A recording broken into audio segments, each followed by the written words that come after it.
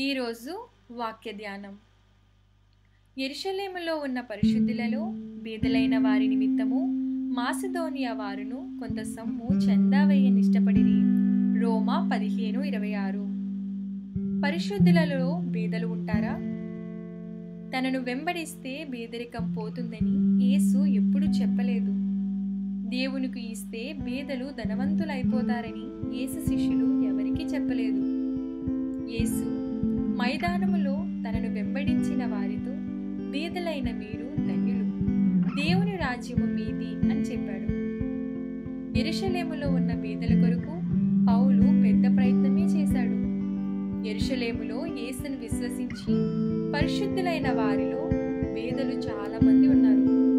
వారిని ఆర్థికంగా బలపరచడానికి రక్షించబడిన అన్ని జనుల నుండి కానుకలను సేకరించాడు.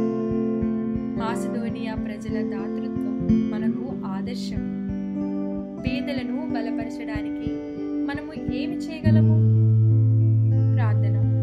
దేవా, భావోద్వేగాల ప్రభావంతో కాకుండా దాతృత్వపు విలువలు కలిగి మేము పేదలను బలపరిచేలా సహాయం చేయండి. ఆమేన్. నేటి సూక్తి: పరిశుద్ధులలో పేదవారు ఉండవచ్చు, దాతృత్వంతో వారికి సహాయం చేయవచ్చు.